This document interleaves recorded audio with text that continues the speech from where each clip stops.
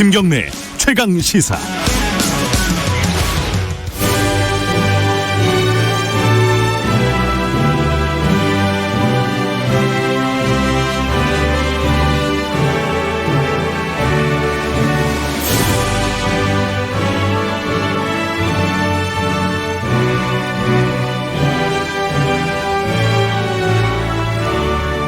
네, 김경래 최강시사 2부 시작하겠습니다. 매주 화요일 전국의 뜨거운 현안을 여야 의원 두 분과 이야기 나눠보는 시간입니다. 최고의 정치. 오늘도 여야 국회의원 두 분 나와주셨습니다.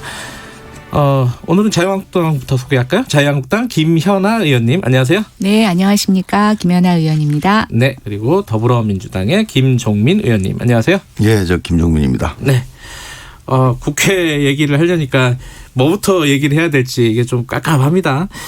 어제 자유한국당이 집회를 했죠. 네. 그죠? 네. 그 본청 앞에서 지금 뉴스 화면에 나가네요. 보수 단체들하고 같이 이제 집회를 했는데 이게 그 앞으로 남은 뭐 국회 일정에 전면적으로 참여 안 하겠다 이런 뜻인가요? 그냥 이미지로 보면 그런데 어떻습니까? 네. 김연아 의원님? 전혀 그렇지 않습니다. 그렇지 않아요? 예, 저희는 회의 열라고 계속 말씀드리는 건데 네. 지금 회의를 열고 있지 않는 건 민주당과 국회의장님이십니다. 쪼개기 회기 통과시키려고 하셔서 저희가 그 쪼개기 회기에 대한 반대 토론 하겠다고 무제한 토론으로 하겠다고 필리버스터를 신청을 했더니 네. 필리버스터의 그 기회 자체를 지금 완전히 봉쇄시키려고 회의를 안 여시는 걸로 대응을 하고 있습니다. 도대체 누가 안 여는지 잘 모르겠고요. 또 하나 뭐 민주당 어제 이인영 원내대표가 일요일 날 고백처럼 말씀하셨는데 지금 정의당 내지는 뭐 1+4 4+1. 예. 저는 1+4라고 얘기를 하고 싶습니다. 예. 이상한 이 정체불명의 협의체 간에 지금 협상이 난항을 겪고 있습니다. 그러다 보니까 본회의를 열어도 통과시키려고 하는 선거법이 완성이 되지 않아 있는 상태고 그러니까 못 여는 거죠. 누가 누구 때문에 못 여는 거겠습니까? 그러니까 회의를 못 여는 건 안 여는 거는 국회의장과 여당이다. 예, 그날도 예정이 되어 있던 날도 선거법 협상이 마무리되지 않았기 때문에 네. 사실은 뭐 열어놓고 선거법은 슬쩍 미룬다 이런 얘기가 공공연하게 돌았었습니다. 그 민주당 입장은 어떻습니까? 전혀 사실이 아니고요.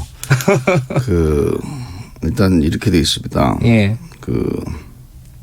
선거법이 합의가 되냐 안 되냐 하는 거는 네. 그건 중요한 게 아니고 지금 이제 선거법만 있는 게 아니거든요. 원래 여야 간에 합의된 거는 기본적으로 회의를 열면 그 예산 부수 법안이 지금 의결되다가 중단되어 있습니다. 예. 예산은 통과됐기 때문에 예. 하루빨리 이걸 통과시켜야 되거든요. 예. 그리고 민생개혁 법안이 한 200개 정도가 지금 올라가 있어요. 네. 이걸 먼저 표결을 하자고 시작한 거예요.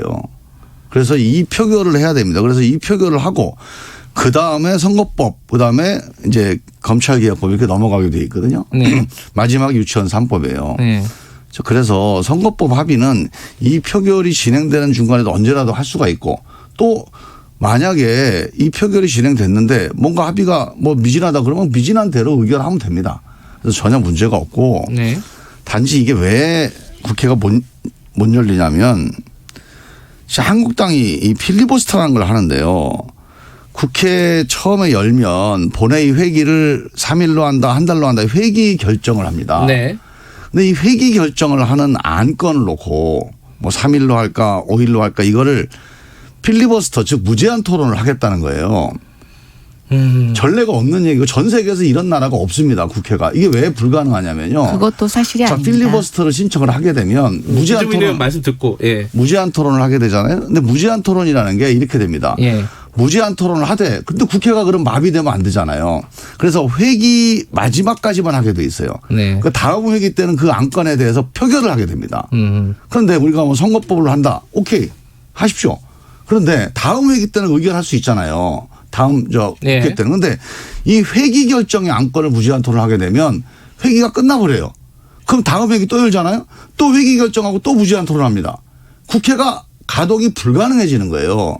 그래서 저는 한국당이 머리는 쓰는데 이게 되는 쪽으로 머리를 써야지 이게 너무 안 되는 쪽으로만 머리를 써요. 그래서 지금이라도 한국당이 회기 결정에 대한 필리버스터를 철회하면 국회 바로 오늘이라도 엽니다. 열어서 예산부수법안, 민생법안 처리합니다. 그리고 그 처리할 때까지 여야 간의 선거법 합의가 안 되면 그냥 합의된 대로 지금까지 진행된 대로 표결하면 돼요. 아무 문제가 없어요. 아까 사실이 아니라는 부분이 어떤 부분이에요? 전 세계적으로 회기 결정에 관해서 필리버스터를 하지 않는다라고 네. 하는 거는 명백한 가짜 뉴스고요. 그다음에 제가 반대로 말씀을 드리겠습니다. 그러면 임시회의를 한 달로 여십시오. 그러면 저희 필리버스터 할 이유가 없습니다. 지금 임시회의를 3일씩 쪼개서 하겠다. 뭐 살라미 국회라고 얘기하는 지금 이상한 또 신종 단어가 나오는데요. 그렇게 하시니까 저희가 그거를 합법적으로 막을 수 있는 방법이 필리버스터밖에 없기 때문에 그렇습니다. 정말 국민들 앞에서 저는 부끄러운데요. 지금 누가 누구 탓을 할 수 있는 상황이 아닙니다. 왜 법적으로 보장되어 있는 필리버스터를 못하게 하십니까? 그럼 못하게 하는 방법이 지금 아주 막무가내로 회의를 안 여시잖아요. 국회의장님 지금 2번째입니다. 필리버스터 막으려고. 그러지 마시고 왜 필리버스터를 할 수밖에 없는 상황이 됐는지를 좀 보시고 그걸 원천적으로 제거하시면 됩니다. 네. 왜 저희 보고 머리를 이상하게 쓰신다고 그러는데 머리 좀 쓰세요. 상대방의 마음을 그렇게 못 읽으십니까? 자, 일단요. 김정민 의원 말씀 듣고 일단 요 얘기는 마무리할게요. 회기를 한 달에 하자고 하는데 네. 저는 이제 국회라는 게 딱 원칙이 이렇습니다. 서로 생각이 다를 수 있잖아요. 생각이 다른 거를 정리하고 해결하라고 국회를 만든 겁니다. 생각이 다르면 토론하면 됩니다. 토론해서 3일 할까 이틀 할까 한 달 할까 법이 정해진 테두리 내에서 서로 토론하다가 안 되면 표결해서 결정하는 게 회기 결정의 원칙이에요. 그게 규칙입니다. 의견이 다르면 내 의견대로 하죠. 끝까지 고집하지 말고 그냥 규칙대로 해서 승복하는 게 민주주의잖아요. 그래서 저는 한 달 주장하세요. 그러면 여기서 3일 주장하면 토론을 해서 표 많이 나온 대로 일단 하면 됩니다. 이걸 가지고 이렇게 국회를 연이 만년이 할 사안이 아니에요. 김종민 의원님, 필리버스터가 왜 생겼어요? 지금 표결 얘기하시죠? 수로 몰아붙였을 때 상대적으로 소수인 계층이 알겠습니다. 저항할 수 있는 유일한 수단이 필리버스터입니다. 제가 마지막으로 한마디만 드릴게요. 필리버스터가요. 마지막으로. 국회 회의 지연을 시킬 수는 있어도 국회를 마비시키는 방법은 아닙니다. 그래서 아니요. 그러니까 저희 지연시키겠다고 말씀드리는데 지연이 마비를 아니잖아요. 누가 시키고 계세요? 회기 결정을 필리버스터하면 국회가 마비돼요. 아니죠. 네, 알겠습니다. 필리버스터는 이 정도 되면은 법안을 해야 돼요. 이 정도 되면은 아마 청취자분들이 아실 것 같아요. 이게 뭐 각자의 입장이 생기실 것 같아요. 이게 아니 제가 그럼 김현아 이것만 대답해 주세요. 만약에 회기 결정의 견을 무제한 토론을 붙이잖아요. 네. 그러면 지금 말씀대로 다음 회기 때 결정을 못 합니다. 다음 국회에서 결정을 못 해 할 게 없어요.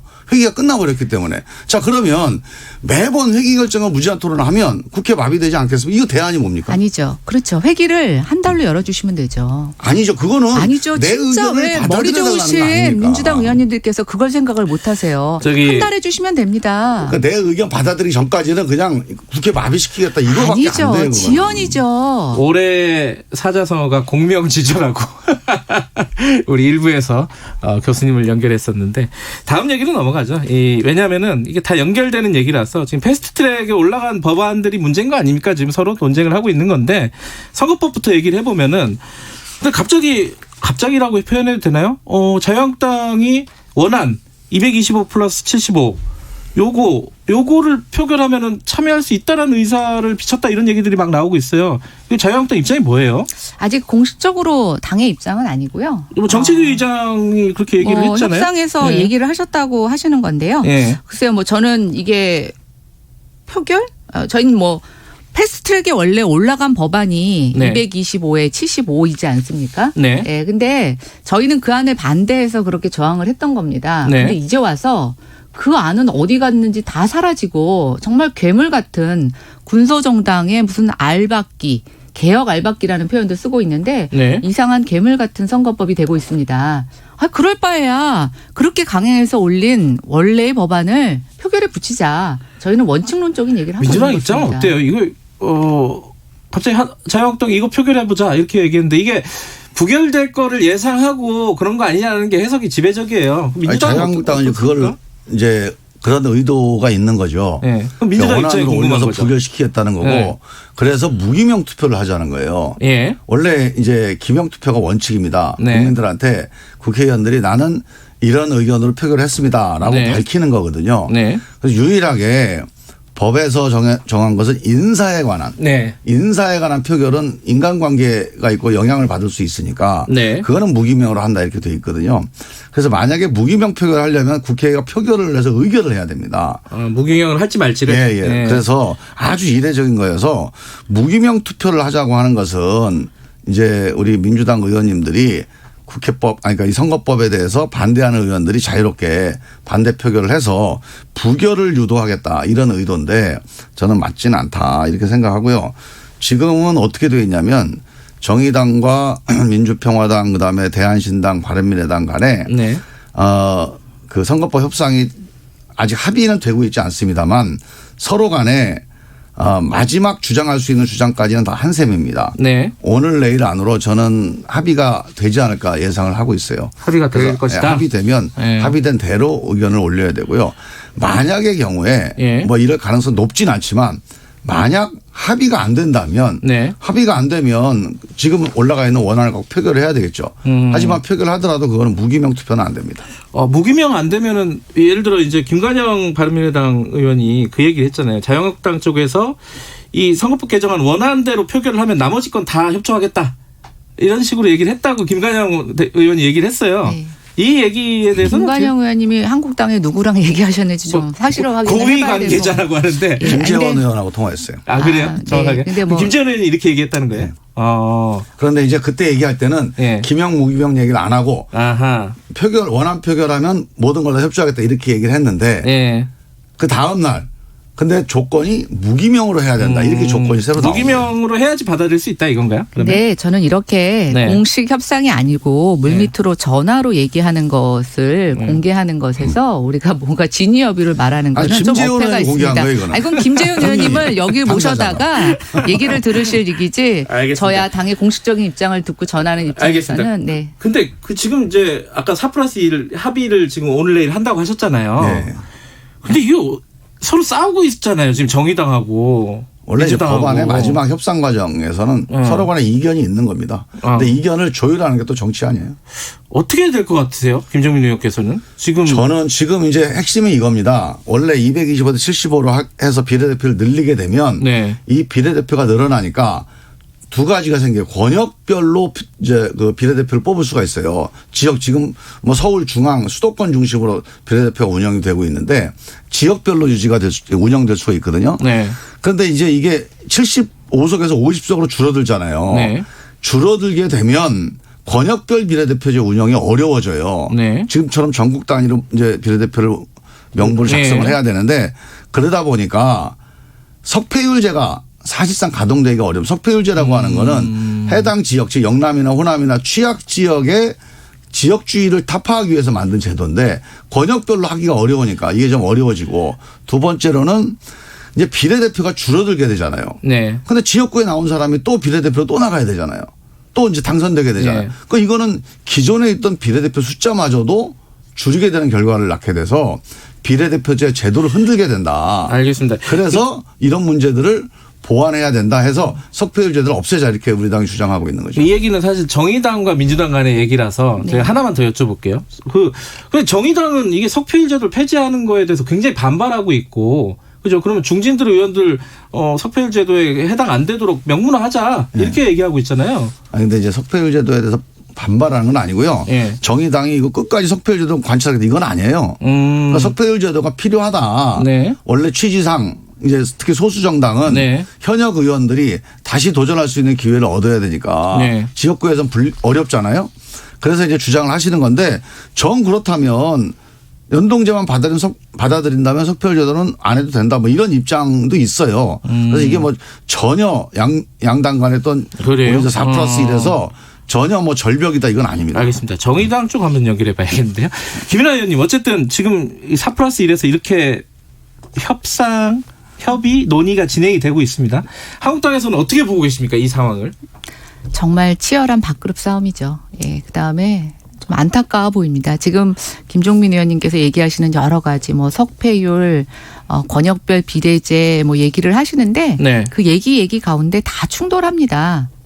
권역을 뭐 대표하기 위해서 중앙으로 비례대표를 해야 된다라고 하면서 수도권으로 모여 있다 뭐 이런 얘기를 하시는데요. 네. 제가 일전에 말씀드린 것처럼 수도권으로 몰려 있는 비례제도를 바꾸는 방법은 비례대표 명부를 작성하실 때 지역별 안배를 우선순위를 바꾸시면 됩니다. 저는 그걸 왜 그렇게 간단한 걸 갖고 어렵게 하시는지 모르겠고요. 지금 1+4 협의체에 대해서 여러 가지 반발이 나오고 있는 것 중에 제가 세간에 나오는 얘기들을 한번 좀 전해 보고 싶습니다. 네. 민주당에서도 얘기가 됐지만 중진들이 계속 현역을 하기 위한 불사신법이다. 중진들의 불로장생법이다. 노후보장법이다.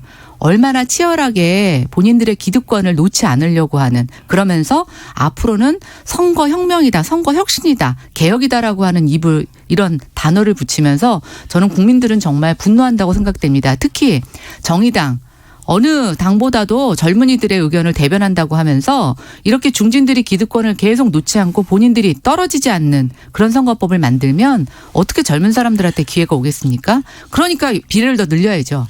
본인들이 계속 해야 되니까. 근데 한 연동률 50% 하고 캡을 만약에 민주당이 얘기한 것처럼 캡을 뭐 20에서 30석 정도 비례에다 캡을 씌우고 이런 정도면은 한국당에서도 받을 수 있는 거 아니냐? 이렇게 얘기하는 사람들도 있던데. 그러니까 저희는 네. 그것에 원천적으로 반대하는 이유를 제가 말씀드리지 않았습니까? 이게 제대로 된 연동제는 의원수가 늘어야 되고요. 네. 지금처럼 이런 주은 연동제, 거기다 또 가미를 해서 주은준 연동제라고 하는 것은 대통령제에 맞지도 않거니와 정말 괴물 같은 선거법입니다. 선관위에서조차도 이 선거법으로 선거를 하게 되면 투표 결과가 어떻게 나올지에 대해서 예측을 못합니다. 국민들이 행사하는 한 표가 도대체 어디로 갈지 모르는 이런 엉터리 같은 선거법을 도대체 누구 때문에 해야 되고, 그것 때문에 지금 1년 동안 국회가 마비되어 있습니다. 정말 말이 됩니까? 지금 우리가 이것밖에 그렇게 중요한 게 없는 건가요? 말이 되냐고 여쭤보셨으니까 제가요. 한 말씀 해주시고. 주변 의원이 좀 그 말을 조금 좀 천천히 차분하게 해주셨으면 좋겠는데 못 알아들으셨어요? 괴물 같은 선거법이라고 하는 알아들으셨는데요, 그런 단어들. 그런 표현을 하면 저는 사실 이게 토론에 의욕이 안 생겨요. 그러니까 이제 내용을 떠나서 너무 표현이 상대방을 공격하고 막 비난하고 비아냥대고 이런 방식으로 가면 일단 이 얘기를 계속 해야 되나 참 마음이 좀 무거운데 일단 그래도 예. 괴물이 아니라는 걸 제가 말씀을 드려야 되니까 한 말씀만 드릴게요. 예. 이 선거법을 적용하면 어떤 결과가 나오느냐 그건 다 몰라요. 선관위만 모르는 게 아니고요. 어떤 선거법을 적용해도 유권자만 압니다. 근데 선거법이라고 하는 게 이 네. 선거법대로 작동이 되는지 이 전문가가 판단해서 이거는 뭐 문제가 없다 그러면 되는 거예요. 그게 입법자들의 고민입니다. 그리고 결과는요 국민들이 결정하는 거예요. 이 결과로 어떤 결과가 나올지는. 그래서 이 문제에 대해서 지금 아까 이제 우리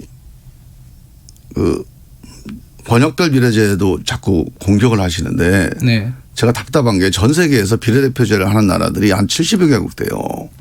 그중에서 전국 단위로 비례대표제 하는 나라가 이스라엘, 네덜란드 딱 두 나라입니다.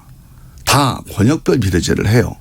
그러니까 비례대표제를 하더라도 지역 대표성이 취약하니까 권역별로 비례대표 명부를 작성하는 거는 이건 선거의 원칙입니다. 근데 이걸 가지고 뭐라고 그러시니까 제가 할 말이 없어요. 그러면 저는 대통령제에서 비례대표를 하는 국가는 몇 개나 있나요? 아니 김 의원님? 대통령제 나라가 별로 아니죠. 없어요. 그러니까 대통령제에서는 비례대표 안 하죠. 물어보셨으면 제 말씀 들어보셔야죠. 그러니까 제가 말씀드리고 싶은 건 이런 겁니다. 굉장히 점잖게 말씀하시는데 사실이 아닌 것을 갖고 국민을 시간이 많지 선동하고 않아서요. 계세요. 네. 저는 그것을 지적하고 싶은 것이고요.